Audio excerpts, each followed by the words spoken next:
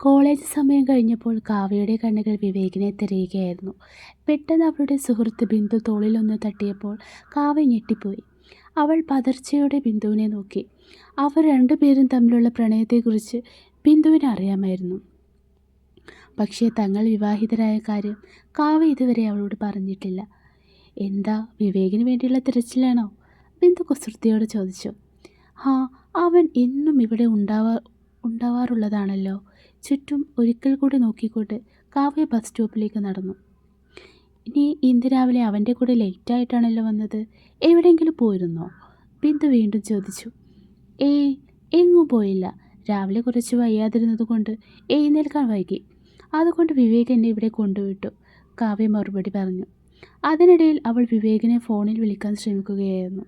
വിവേകിൻ്റെ phone out of coverage area എന്നാണ് വരുന്നത്. കാവ്യയ്ക്ക് വല്ലാത്ത പരിഭ്രമം തോന്നി. ഉടനെ കാവ്യ വിവേകിൻ്റെ സുഹൃത്തായ രാഹുലിനെ ഫോണിൽ വിളിച്ചു. ഹായ് കാവ്യ, രാഹുൽ പറഞ്ഞു. രാഹുൽ, വിവേകിനെ ഫോണിൽ കിട്ടുന്നില്ല. കോളേജിൽ അവൻ സാധാരണ ഉണ്ടാവാറുള്ള ഒരിടത്തും അവനെ കാണാനില്ല. പരിഭ്രമത്തോടെ അവൾ വിവേകിനെ കുറിച്ച് തിരക്കി. അവൻ്റെ അമ്മയ്ക്ക് സീരിയസ് ആണെന്ന് ഫോൺ വന്നപ്പോൾ അവൻ 4 മണിയുടെ വണ്ടിക്ക് നാട്ടിലേക്ക് പോയി. യാത്രയിലായതുകൊണ്ട് സിഗ്നൽ ഉണ്ടാവില്ലല്ലോ, രാഹുൽ മറുപടി നൽകി. അയ്യോ, അതാണോ? താങ്ക്സ് രാഹുൽ, ഞാൻ പിന്നെ വിളിക്കാം എന്ന് പറഞ്ഞ് ഫോൺ വെച്ച് അവൾ ബസ്സിൽ കയറി. കല്യാണം കഴിഞ്ഞ അതേ ദിവസം തന്നെ അമ്മായിമ്മയ്ക്ക് സുഖമില്ലാതെ വന്നല്ലോ എന്നോർത്ത് അവളുടെ മനസ്സ് വല്ലാതെ വിഷമിച്ചു.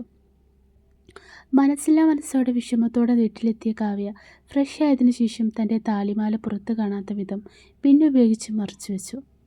തുടർന്ന് നൈറ്റ് ഡ്രസ്സ് ധരിച്ച് അവൾ ഉറങ്ങാൻ കിടന്നു. അല്പം കഴിഞ്ഞ് അനിയൻ രവി വന്നു. ഉറങ്ങിക്കിടക്കുന്ന ചേച്ചിയെ കണ്ട അവൻ അടുപ്പിൽ പാൽ തിളപ്പിച്ച് കുടിച്ചു. ശേഷം തൻ്റെ ക്രിക്കറ്റ് ബാറ്റ് എടുത്ത് വാതിൽ പൂട്ടി ഗ്രൗണ്ടിലേക്ക് പോയി. 1 മണിക്കൂറിന് ശേഷം വിവേക് ഫോണിൽ വിളിച്ചു. വിവേക് എന്ന് വിളിച്ച കാവ്യ പൊട്ടിക്കരഞ്ഞു. എന്തിനാ നീ കരയുന്നത്? അവൻ പരിഭ്രമത്തോടെ ചോദിച്ചു.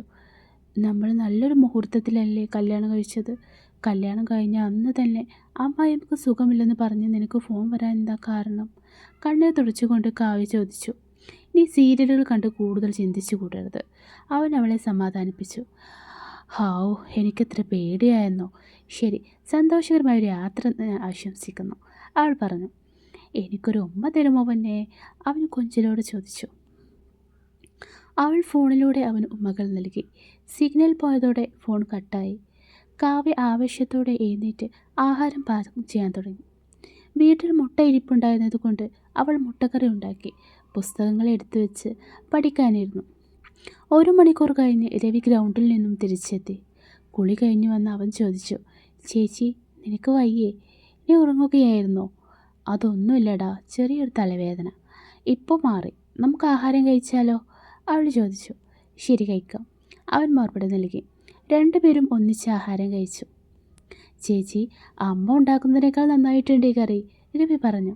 സത്യമാണോ? തിളങ്ങുന്ന മുഖത്തോടെ അവൾ ചോദിച്ചു. പുകയത്തലുകൾ കേൾക്കാൻ അവൾക്ക് വലിയ ഇഷ്ടമായിരുന്നു. രവി പുഞ്ചിരിച്ചുകൊണ്ട് പറഞ്ഞു. സത്യമാണ് ചേച്ചി, നല്ല രുചിയുണ്ട്. എങ്കിൽ നാളെയും ഞാൻ ഉണ്ടാക്കിത്തരാം, അവൾ സന്തോഷത്തോടെ പറഞ്ഞു. 1 മണിക്കൂർ കഴിഞ്ഞ് അച്ഛനും അമ്മയും വീട്ടിലെത്തി. അവരും ആഹാരം കഴിച്ച് മകളുടെ പാചകത്തെ പ്രശംസിച്ചു. കാവ്യക്ക് വല്ലാത്ത സന്തോഷം തോന്നി. വിവേക് യാത്രയായതുകൊണ്ട് മെസ്സേജുകളുടെയും ഫോൺ വിളികളുടെയും ബഹളമില്ലാതെ അവൾ വേഗം തന്നെ ഉറക്കത്തിലേക്ക് വഴുതി വീണു.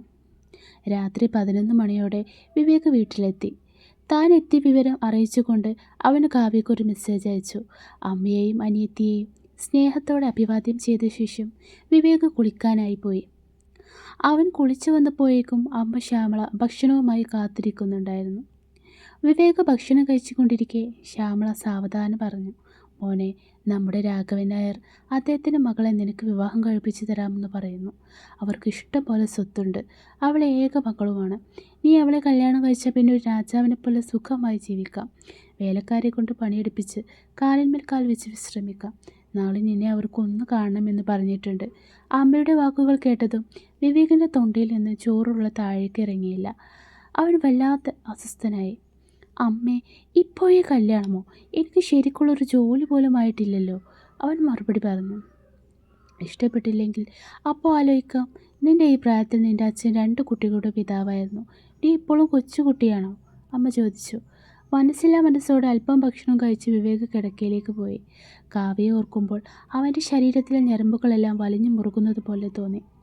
അവൻ്റെ ഫോണിൽ വീഡിയോ കോൾ റെക്കോർഡ് ചെയ്യുന്ന ഒരു ആപ്പ് ഉണ്ടായിരുന്നു. അതിൽ തലേ ദിവസം രാത്രി കാവ്യയുമായി നടത്തിയ വീഡിയോ കോൾ റെക്കോർഡ് ചെയ്യപ്പെട്ടിരുന്നു. അതൊന്ന് തുറന്ന് കാവ്യയുടെ സൗന്ദര്യം ആസ്വദിച്ചും രാവിലെ ലഭിച്ച ചുംബനത്തെക്കുറിച്ചും ഓർത്തിരുന്നപ്പോൾ അവൻ്റെ ഉള്ളിൽ വല്ലാത്തൊരു ചൂട് പകർന്നു.